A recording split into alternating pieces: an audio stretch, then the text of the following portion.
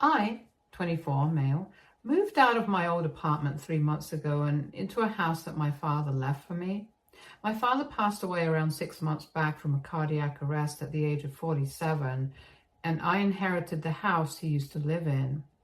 It's in a nice neighborhood and is much more spacious than my old apartment, so as soon as my lease was up, I decided to move in.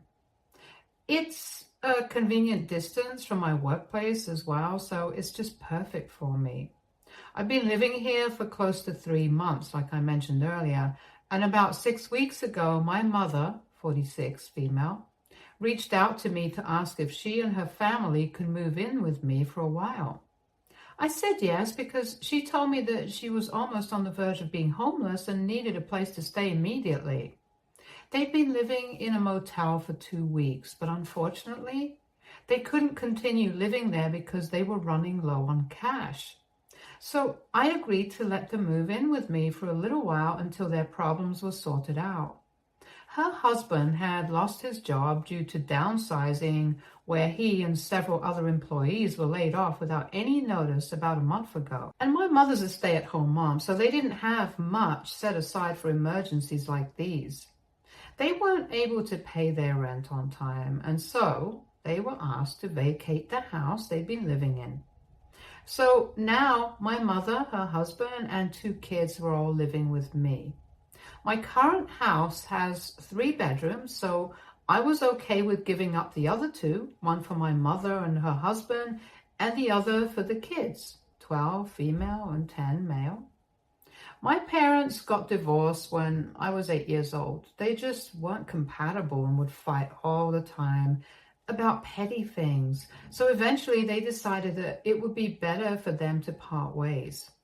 The only reason they'd even married each other so young was because my mother was pregnant with me, and there was a lot of pressure from their families to get married before bringing me into the world. So they did exactly that.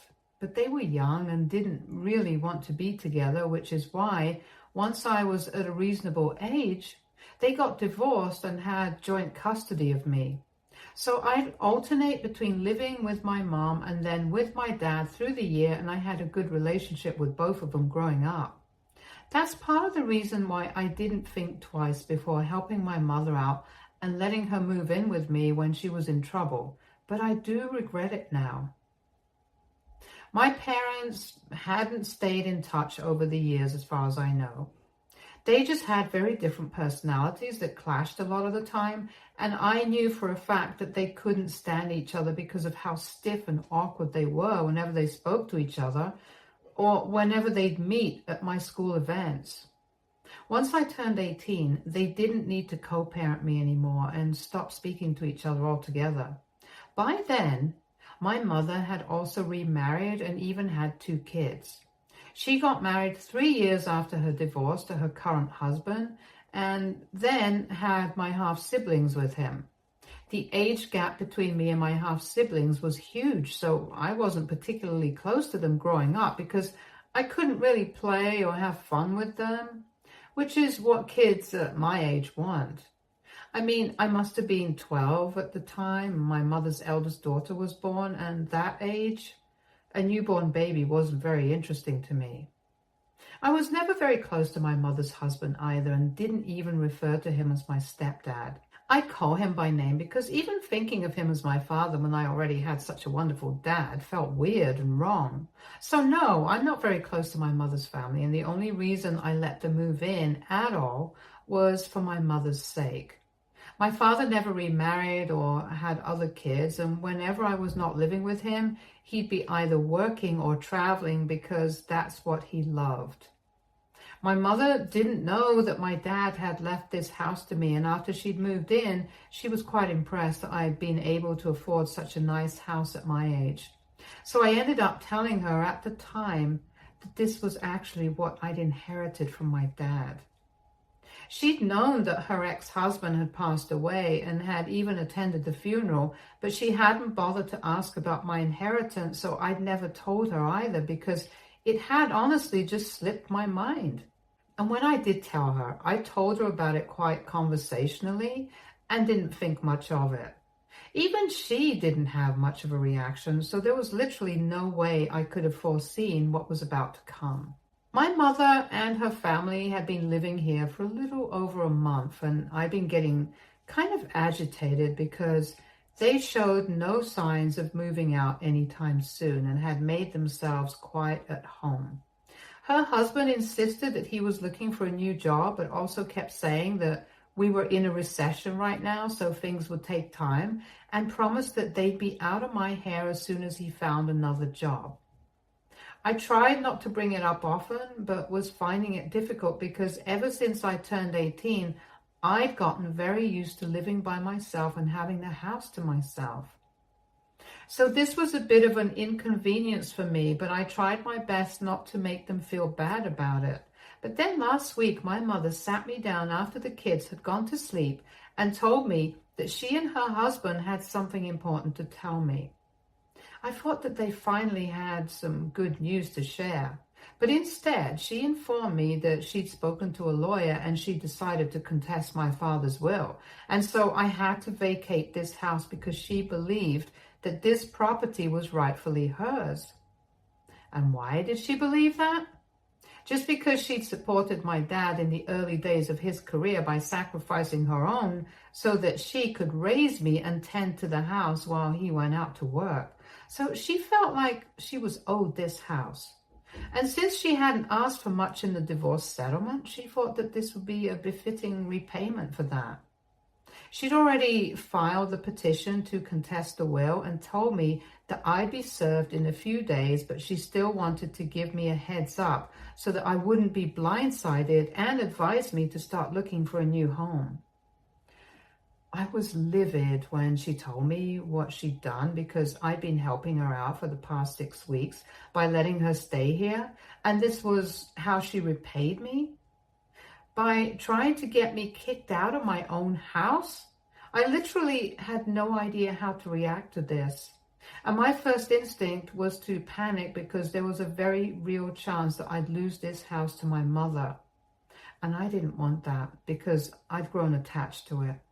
It reminded me of Dad because sometimes I'd visit him here and those were some good times that we had.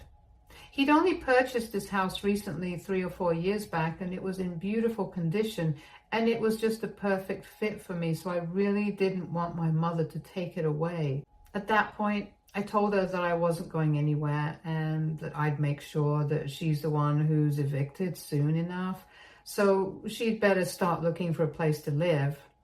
Then I stormed off to my room and slammed the door shut so that I could call my dad's lawyer to talk to him about this. He dealt with the divorce and he dealt with the will too, so I knew that he'd have all the answers as to whether my mother could actually do this to me or not. My dad's lawyer informed me on the phone that her claim of not asking for much in the divorce settlement was completely untrue, as she had received almost $80,000 in the settlement and in alimony payments. So that's a lot, and definitely not much, as my mother had been claiming. But she could definitely try to claim this house and contest my dad's will, but his lawyer reassured me that it was unlikely she'd stand a chance in court, since she hadn't spoken to my dad or kept in touch with him after the divorce and had even remained and had kids with another man. So her claim would probably be dismissed almost immediately. I had nothing to worry about legally, so that was a relief, but I was still really angry that my mother had decided to pull a fast one on me just because I'd been kind enough to support her and her family. I was being kind and not stupid. The very next morning, before the kids had woken up, I decided to talk to my mother and inform her that she couldn't live here anymore. It was early too, probably like 5 or 6 in the morning, and she was very taken aback as well as disorientated when I woke her up, told her to pack up and get the hell out of my house, or else I'd call the cops and have them escorted out instead, and that wouldn't be pretty for any of them. She argued with me, saying that this house was as much hers as it was mine, and in a few weeks it'd be completely hers, which was hilarious. But I wasn't going to let her intimidate me, so I told her that time would tell if that was true or not. But for now, this house was completely and entirely mine. And she had zero rights over it, so she needed to leave or I would make her leave. She thought I was bluffing and so did her husband, so they pushed me out of the room and locked themselves inside and refused to leave. And then I did exactly what I'd promised. I called the police and reported them for trespassing and had them legally removed from my property. I felt bad for the kids, but honestly, I had enough of my mother and her husband, and I just couldn't take it anymore. Once the cops were there, they tried to reason with me and beg me to let them stay, but it was too little too late. I'd already seen their true colors, and I wasn't going to let them stick around and make things worse, so they absolutely had to leave, and they had to leave now. My mother was cursing at me even as she packed some of her clothes and her kids' stuff. But it wasn't going to change my mind now. Thankfully, they'd only brought clothes with them and no furniture and had been sleeping on foldable. So they were done quickly enough. And soon enough, they were all gone and I was back to being on my own again. But ever since that incident, my mother has been texting me every single day to convince me to take them back in and has even stopped the proceedings to contest the will to avoid any further complications. I've managed to ignore her for a while, but last night she told me that they're really low on money and can't afford to live at a motel anymore. They're desperately in need of a place to live and asked me to take them back in just for the sake of their kids. So I told her that I'd be willing to take the kids in, but she and her husband cannot come back here. She flipped out on me and called me heartless and cruel and said that I deserve to go to hell for how I'm treating them, and then disconnected the call. AITA for saying no to letting my mother and her husband live at my place even though they might become homeless otherwise? Update 1. Thank you everybody for all the advice and reassurance. That helped me compose myself since I've been feeling very guilty about not letting my mother stay with me. I felt really terrible for my half-siblings, but if my mother didn't want to let them live with me, then there was very little that I could do for them. I haven't heard from my mother or her husband since that last phone call, and I'm concerned that they're probably homeless right now, which is just really sad for them. But they honestly brought this onto themselves. I can't imagine how or why my mother felt entitled enough to demand that I vacate my own house and look for someplace else to live. She'd never had anything nice to say about my dad after they separated and hardly even spoke to him back when he was alive. So to say that she felt that he owed her this house was an insane statement to make, and she even decided to act on it and contest the will.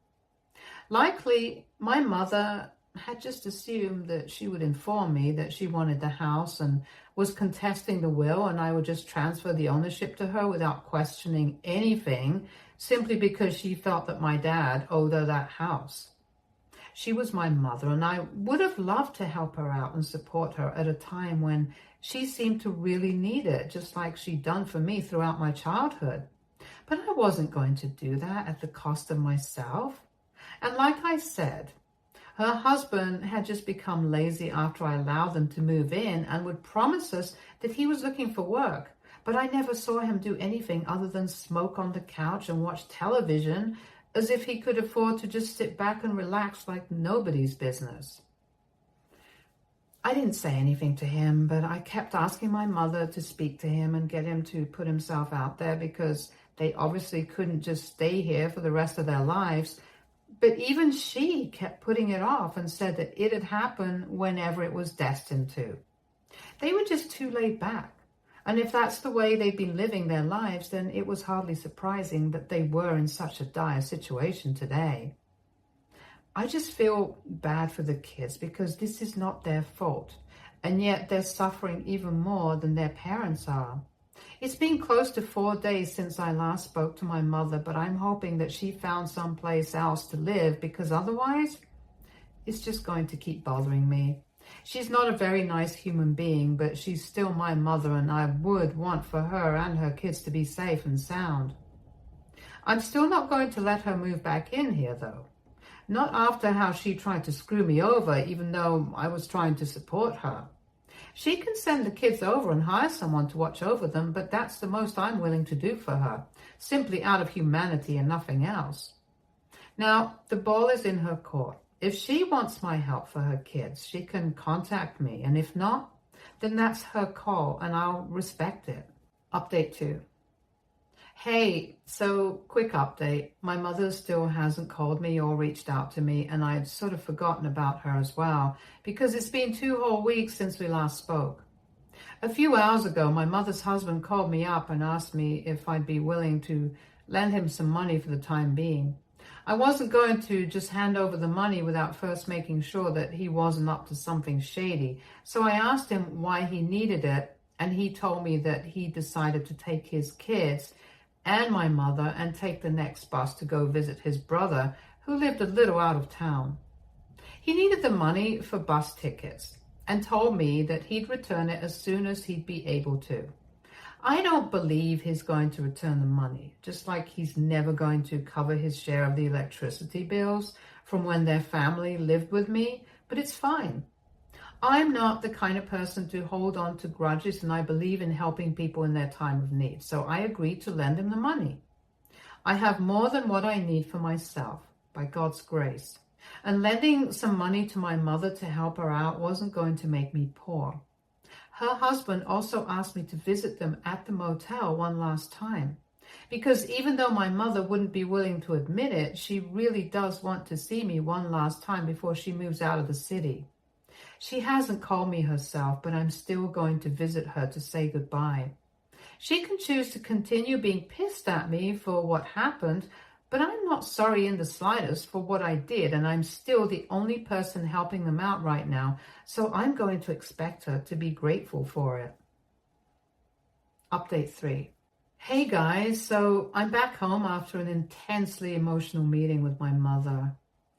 I'd sent the money that they needed for the commute to her brother-in-law's place and a little extra to her husband a few minutes before I entered the motel. Her husband looked grim and didn't speak much, but led me to the motel room and took the kids down to the lobby with him so that my mother and I could talk without being interrupted. At first, she was very brusque with me and asked me for helping them out with the money in spite of whatever had happened, and I thought this was going to be it. So I just said welcome and was about to leave, but she stopped me and told me that she was also really apologetic for trying to screw me over and get me kicked out of my own house. She admitted that she'd been really stupid to try that anyway, since she knew that she didn't actually deserve that house, and neither did my dad owe it to her. But she was just desperate for her kids to have a proper home, which is why she did what she did. I'm glad she came around and realized that what she'd done was messed up, but I also told her that this was the last time I was helping them out and told them not to make a habit out of it. She agreed and informed me that in a day or two they'd be taking the bus so that they could move in with her husband's brother, who had a poultry farm. It wasn't the most glamorous job, which is why her husband had been reluctant to join him, but now this was the only option they had. Her kids were a little upset about leaving their friends behind, and I could understand that it must be tough for them already. But what can you say? That's life. She said that she's grateful that her brother-in-law was kind enough to take them in and let her husband join the business.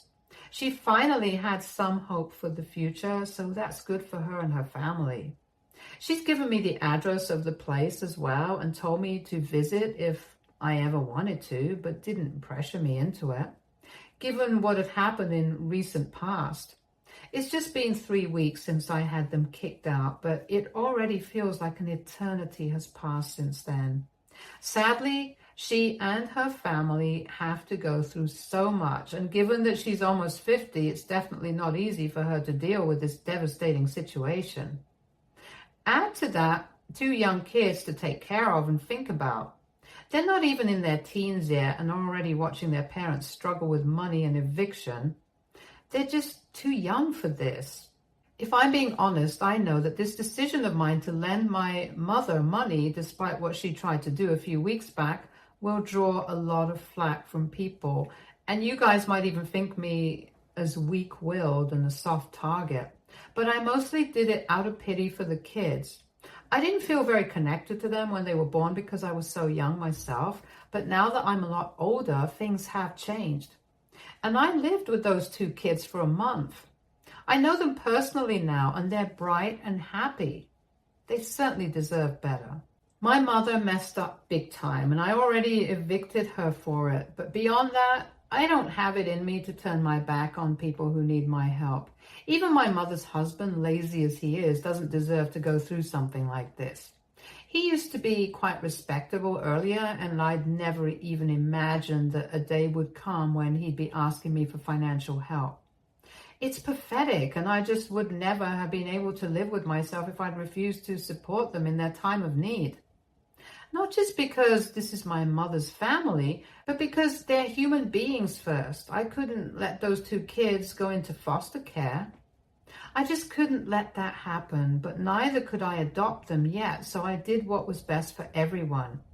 At least now I'll be able to go to sleep knowing that I did the right thing, and that's what matters to me the most, to be honest. Update 4.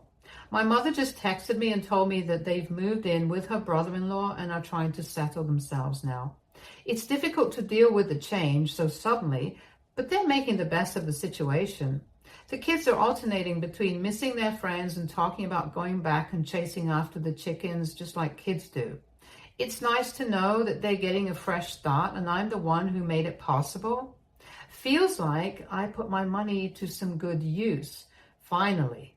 Things are still tense between my mother and I, and we don't speak for more than 2 or 3 minutes at a stretch and keep our conversations restricted to talking about how she's doing now and how the kids are coping and my work. Just safe topics. Maybe we'll be able to fix things someday, and maybe we won't. But for now, this is what it is, and I'm okay with it. It's been almost a week since they moved out of the city now, so let's see what the future holds. Stay tuned for more stories from our girl relationships.